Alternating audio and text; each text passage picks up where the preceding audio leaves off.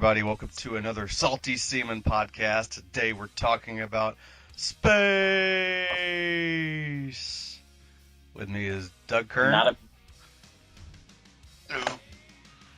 What'd you say? Speak up, Doug. We're recording. Hello. Wow. Very exciting intro. And Billy Pridemore. Yes, we're talking about space, but not a space mutiny. Okay, and we just decided to go with a little science nerdity today. What is... Stupid job. I'll go away. Okay. So Billy, what is the topic today? What are we talking about here? Well, just recently, we have gotten data from Cassini, the probe that is around the Saturnian system, and the NASA and the European Space Agency got confirmed that the ocean beneath the ice and rock on the Saturn moon Enceladus actually is warm and has geothermal activity. We had previously known there was an ocean underneath Enceladus, but we were unaware that it was warm ocean, which makes it the only warm ocean that we have confirmed on another body in our solar system other than Earth, which is big news. Huge news. And we also had the Ganymede news this week, too, which was like double watery ocean news. Yeah, you speak up a bit, Doug. You're a little low. Okay. So we all had suspicions about... I'm sorry, continue, Doug. No, you go on. Oh, okay. No, you go on. All right. We'll backtrack a little bit. We had suspicions. Well, what is this? What was this mission again? What was the name? Cassini-Huygens. And when was that started? Kind of give a background. It was originally launched. It was originally launched in 1998 as a joint project between NASA and the European Space Agency, and it was, sent out to explore the Saturnian system and its moons. Some notable things: it arrived around 2004, I believe, and on 2005, the Huygens probe landed on the Saturnian moon Titan and took a picture. I managed to send back one or two pictures, I believe, and this is groundbreaking in that it's our only picture on the surface of a body in the outer system, which is amazing. I mean, the picture itself, I'll admit, is rather dull. I mean, it's just rocks, but it's rocks on another fucking moon in the outer solar system. Come on, that is fucking sweet. I was waiting for those pictures for a long, long time, and I was excited, even though they were probably boring than most everyone else, but I thought it was cool. I got a rock. Hey, it would have been really awesome if it fell into a lake, but then we probably wouldn't have gotten any photos.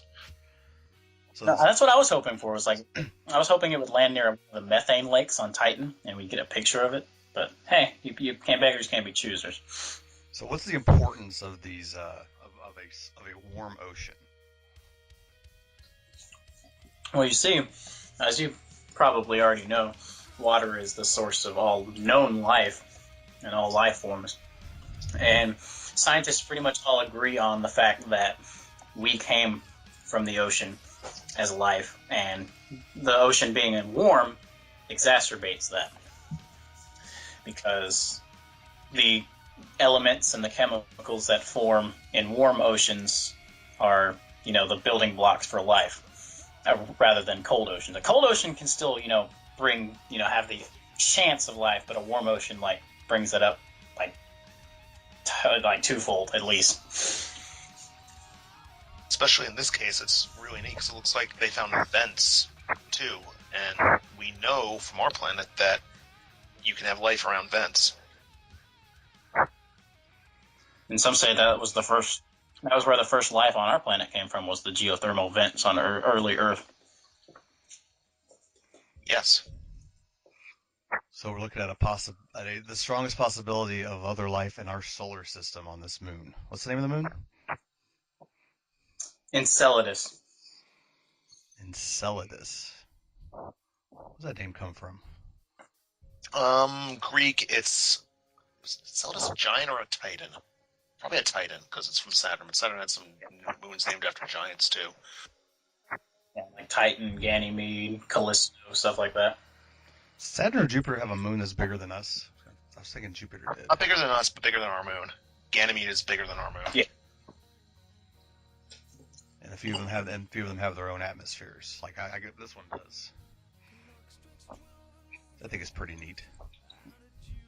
However, like being a bit further away from the sun, it's not as there would be no surface life.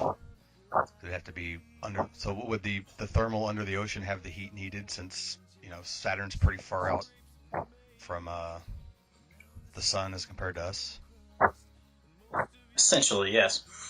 That's why we think it would be more than likely under the surface, because under the surface it can be a lot warmer than on the outer areas, which goes down to like negative 100 degrees and further. At least life as we know it to evolve. Correct.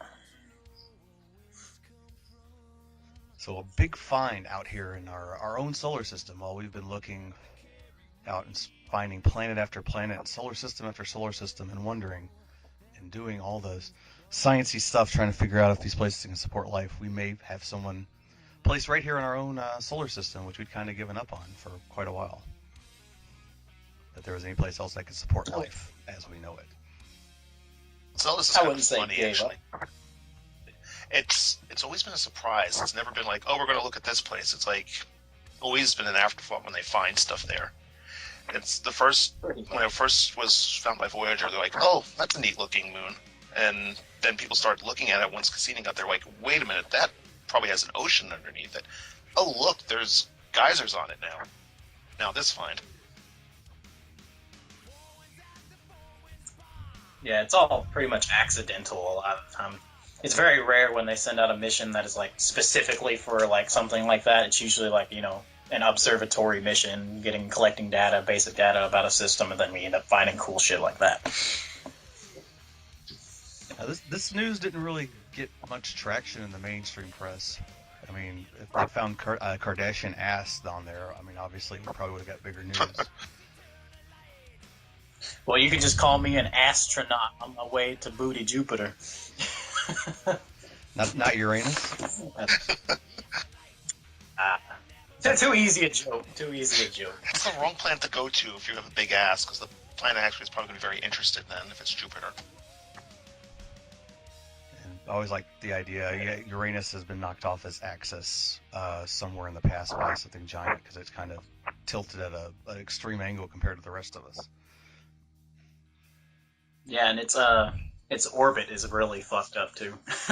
Yeah, so it actually passes closer to us than we are from Saturn at sometimes because of its weird orbit. Yeah, it got into a scrap and now it's kind of punch drunk. Pretty much, its moons. Some of them look like they were pretty much torn apart and thrown back together. Just throwing a Joe Rogan. He's rocked. He's out on Queer Street. It's going to take him a couple billion years to recover.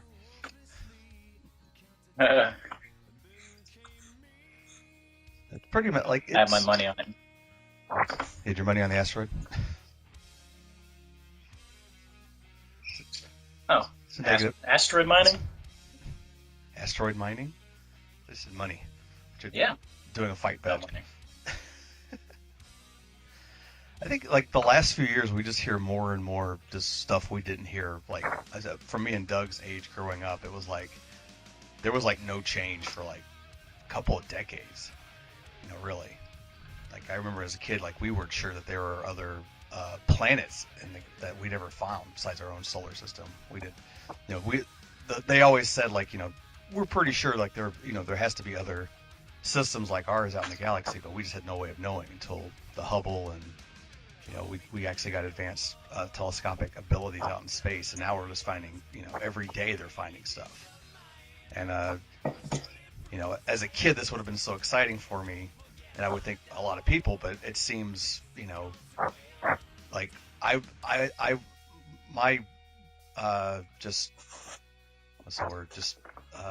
sense of everyone else is like, there's a lot of people who don't even know there are other that we even found stuff like this. Other planets, other solar systems, except for when they found one that was made of diamonds, and all of a sudden that got traction. Of course, because it's diamond. But that's actually like a dead star, more or less. Never hear that part, but yeah. Right. But I have to kind of disagree. I don't know if it's out of me being optimistic or having been around social media and whatnot.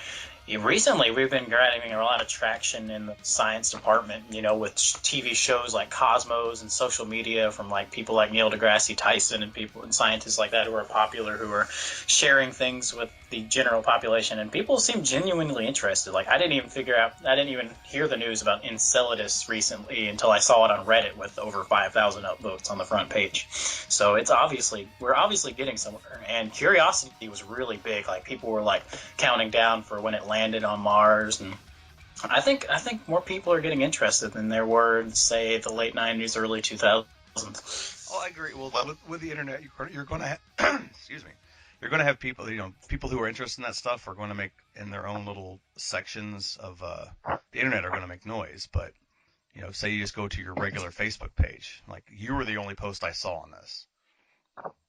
I saw it in the news, but basically we're getting all the information on Ceres now. I've seen a lot of stories on that. I'm a little surprised that so many stuff has been reporting on it.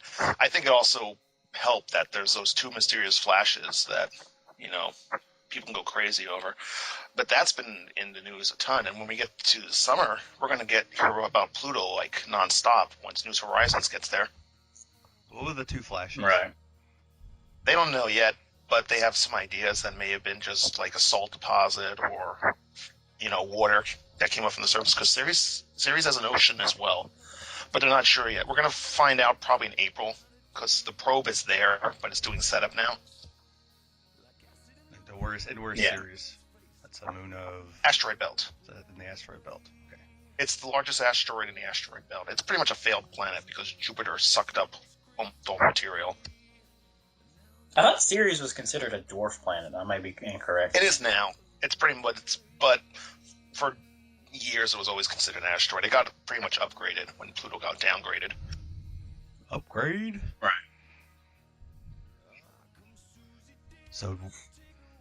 So I would agree. Like there was a bit of a buzz when the Cosmos series came out. There was a bit of nostalgia there.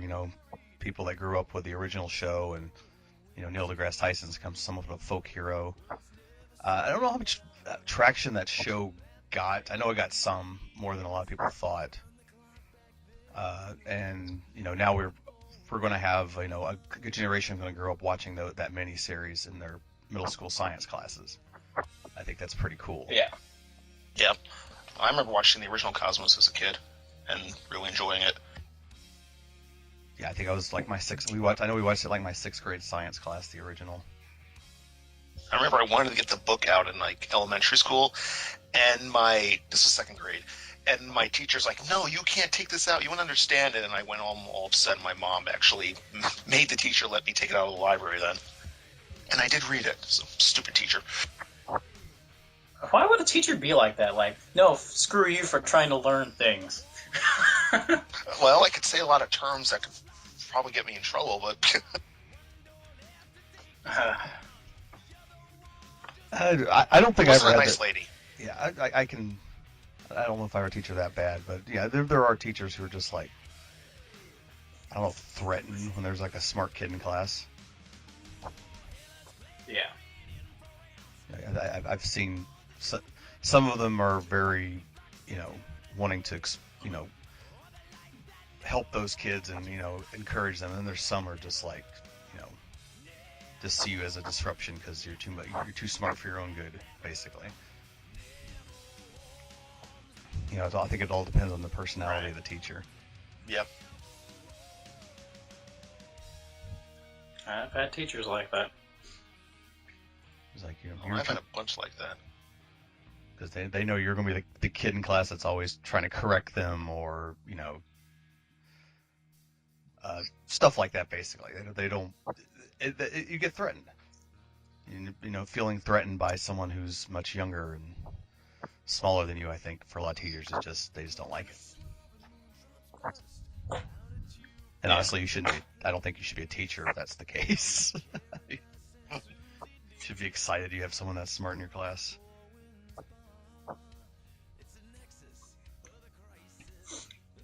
What else is going on in the world of space? There's the Rosetta and Philae probe that's made it to the asteroid. Doug, remind me again, which asteroid was that? Rosetta? Oh, damn. I don't remember. I'd have to look it up. More concentrated on Ceres, just because it's Ceres. Right. Give me a moment.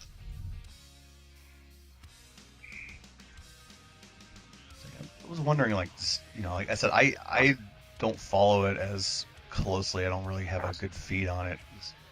All the different things we've seen with our telescopic abilities nowadays. It seems, it blows my mind every time I end up reading an article on it. Just remembering from my childhood, just how much we didn't know back then, and now how much we've increased our knowledge of space. Rosetta's a comet. That's the comet landing. Comet, not asteroid. Yeah, the European Space Agency launched a program to probe a comet, Rosetta specifically, and they got a lander on it. And they have a few pictures. It's pretty spotty. I don't understand why their pictures are so spotty. I don't understand that, but it's pretty interesting that they managed to, just the amount of mathematics they have to put into that to calculate when that comet, how fast that comet's moving, and they have to intercept it and get it in orbit around that comet. It's ridiculous. It amazes me, but pretty interesting. Yeah, I even I go to Google News and type in space, and what comes up is kind of mostly bullshit articles. But here's one. Japan comes closer to beaming solar power from space. Mitsubishi makes breakthrough in sending energy wirelessly. That is clickbait title. Yeah. Yeah. But transmitting wireless energy is pretty. That's a game changer. Oh yeah. Imagine being able to basically charge your phone over 3G, 4G, whatever. Oh, that would be helpful. My phone tends to die at the end of the day. It's Yeah. incredibly annoying. Yesterday I was running around and I couldn't find a charger spot. I was by the time I got home, I had only 3% power left. I'll definitely solve the battery issues.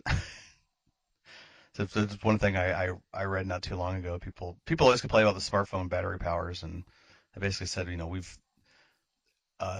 expanded the ability of the lithium battery basically to its limit at this point. It's just not to where what a phone does now isn't quite to the level of what they're capable of putting in a battery, and still keep a functional phone. Right. So, Japanese scientists successfully transmitted energy wirelessly through a breakthrough that could pave the way for space-based solar power systems. Mitsubishi used microwaves to deliver 1.8 kilowatts of power, enough to run an electric kettle through the air with pinpoint accuracy at a receiver 55 meters away. So the beginning of being able to transmit energy wirelessly. Awesome. Kobe shipyards powered it up to bounced off the moon, looks like, and came back down. Just amazing shit. Solar farm be our power in the future? That's the question. Well, I see it at some point. I would, in our lifetimes, probably we'll see some kind of energy using space satellites and stuff as a ready energy source for the average man. I could see that. We're actually on the cusp of practical fusion energy. What does that entail? Well, you see, it's similar in, function to like nuclear fusion, but it uses other elements. It's basically like producing, atomic reactions to, generate energy. And it can, if we can get it into a practical scale, it can like produce energy like at a productivity level like far beyond like anything we currently have, like power wise. And it's actually one of the things that we're looking for in our newer, our space travel, like engine-wise, like fusion engines and stuff like that. It could be a breakthrough for a lot of things, actually. Yeah. Space travel being one of them.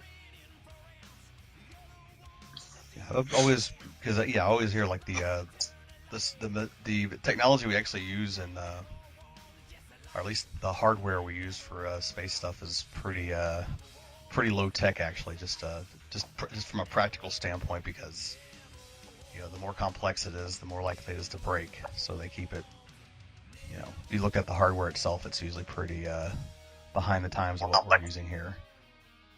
And all the outer system stuff needs to use nuke or power because there's not enough sun out there to do solar power. Like a probe leaving the solar system. Right. Well, and even stuff out by Jupiter. There's just not enough sunlight out there. Right. And what we're currently using, like chemical rockets and whatnot, and basic, ion batteries, they're not going to do it. We need to, further our development into faster space travel, such as fusion engines, antimatter engines. That's a little far away. And nuclear pulse propulsion, which we could test, but thanks to some really stupid, like, international law that was passed during, the nuclear scare back in, like, fucking the Cold War, they passed a law saying you cannot, do any, like, nuclear tests in space. Even though there's so much radiation in space as is, it would really affect nothing but, fear. That's really, really stupid, considering you're going to get more radiation from cosmic rays than something like that.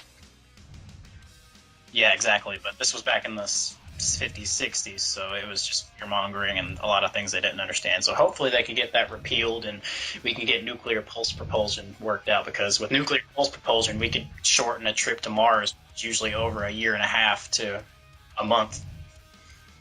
Well, you're going to need that if you're going to start colonizing the place. Most definitely. And it always seems like our willingness to fund this stuff is dependent on more immediate selfish stuff. Like in the '60s, it was space race. We're competing against the Ruskies. We're all about it. And then we get to getting to the moon. Yeah, that's cool. And then after that, everything's kind of like, they're doing stuff in space or whatever. There seems to be some kind of just disconnect in the general populace, what we're trying to accomplish, and the interest in, people say we're taking funding from NASA, and everyone's like, whatever. We've been there, we've seen it. What's the point of doing new stuff? Yeah, and what people don't realize is that there are so many practical uses for space travel. Not only like resources out in space, but with the technology that is made for space travel and for space flight, it trickles down back into the civilian market. And a lot of the technology we have today is thanks to the tech that was made for like the Apollo missions and whatnot. Microwave ovens, perfect example. Yeah. Exactly.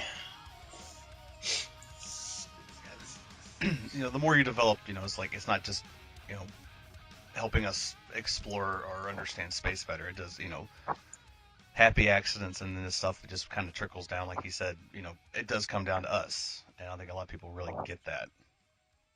They think, they made Tang or something. And they're like, no, there's been a lot more than, orange flavored drink that came from the space mission to the average consumer. Yeah, a lot more. But I remember there was a... Do it. Well, there's another problem too with the funding. It seems like and it's getting more and more that only the really high-profile missions are getting the funding now, and the stuff that actually is really important, like the data gathering missions that you use to make the other missions, is not getting the funding anymore. Because it's, you can't have a nice big press conference about it. Right. Well, I heard talk about redesigns of our space shuttles. Like they've basically been the same since the 70s. We haven't seen. I know there's commercial interest more and more into space travel.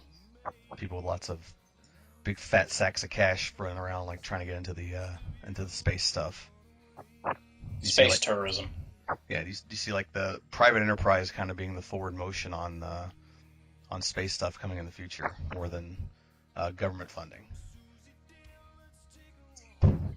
Yeah, I have a lot of hope for the private industry in space, especially with like Elon Musk's SpaceX company, which is providing a lot of NASA's rockets and whatnot, and they're producing new, versions of rockets and shuttles. And you have other, rich investors, eccentric billionaires, like I can't remember his name. There was another one from Russia who was trying to, fund a Mars colony, who was interested in funding a Mars colony anyway. And we need more mindsets like that, because if the government can't do it, the private industry could probably pull it off if they put their mind and money towards it.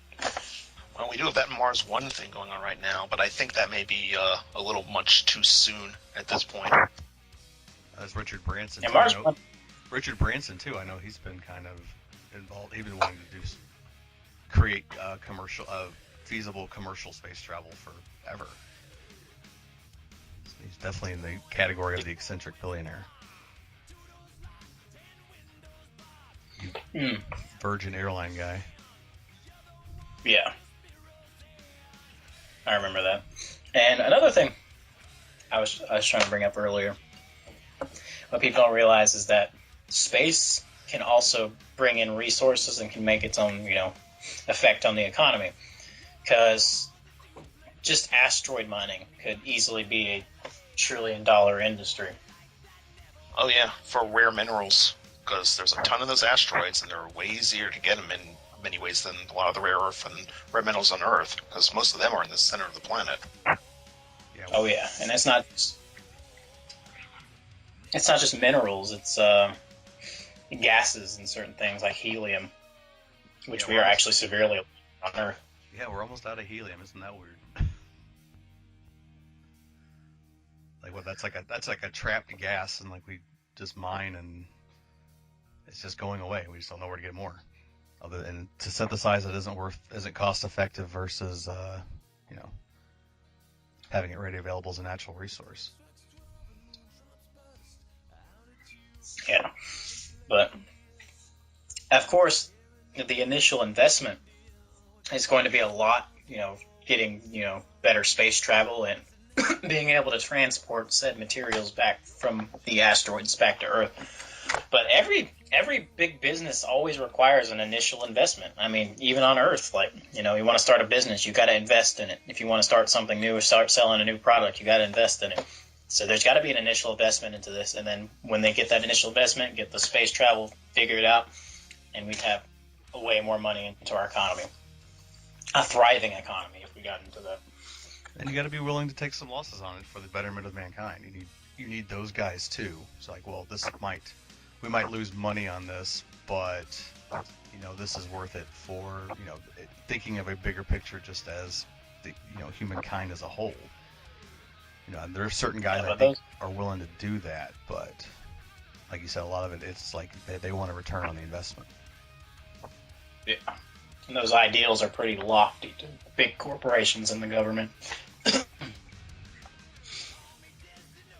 and who knows, how much patents have been squashed by various companies who just didn't want it out because it would affect them, what they have going. Yeah. There's always the long-standing, urban legends about, catalytic converters that, work incredibly well, but they've been squashed by, major automotive companies or oil companies or whatever. And who knows, it could be a bunch of BS, but it could be true too. People squashed innovation just to protect their own bottom line. Which is really pathetic. I wouldn't mind if they'd eventually, take those and, apply it eventually. But, if it's something that affects your business model, completely, or even affects the world's economy, I could see people just like, yeah, no, this would disrupt too much worldwide. I can see the government, I can see the government's mentality behind it. Like, this would be too much of a, earthquake to the world, applying this to, changing the paradigm of how the world works, upsetting this and that. And, yeah, I get it. But at the same time, it's like, at some point, we stretch what we have going now is finite, and we can't, continue indefinitely. And you don't put all your eggs in the basket. Exactly. And, eventually, your egos keep clinging to it, and without a plan to at least slowly kind of change it, it'll blow up in your face before it, even worse than if you had, gone forward with it in the first place. Exactly. All right. So, yeah, good news coming out of space. We're finding new planets. We have a warm ocean in our own galaxy, may support life. It may be years and years before we ever do more on this, but it's an interesting thing to keep in the back of your science noggin, so to speak. And if you're interested in this kind of stuff, it is all over the internet. You just got to search it a little bit. If you're just sticking to your main sources of news, you're probably not going to hear a lot about this stuff because it's just not sexy. It's unless it's a diamond planet or a set of boobs. A lot of times or a black hole that always gets good clickbait. Yeah, the Large Hadron Collider. It's like, hey, we might destroy the world. That piques people's interest, but start talking about quasars and stuff like that, and people kind of like. Hey, quasars are very interesting. Yeah, they are. To certain people, yes, but not to everybody. That's the issue. And I think educating people on why this is cool, why this is important. I think there'd be a lot more interest if there were more stuff like Cosmos. There were more news outlets that treated it like big stories. Vice, that it leads kind of mentality. There'd be a lot more people than we think, like, oh, everyone's stupid, no one cares about this stuff. I think they do. I think they just don't, they're not going out of their way to find it, and if they don't go out of their way to find it, it's not going to be there. So that's going to do it for us here on the Salty Seaman, our inaugural space podcast. I'm the Salty Seaman. I'd like to thank Doug Kern. What's your cue, Doug? Oh, yep. Glad to be here. And Billy Pridemore for coming up with this idea. Yeah, I got on Gabe's butt about it, and he's like, hey, this would be a good podcast, and here we are. So we find anything more interesting that we want to talk about, we'll visit this again. All right. Talk to all y'all later.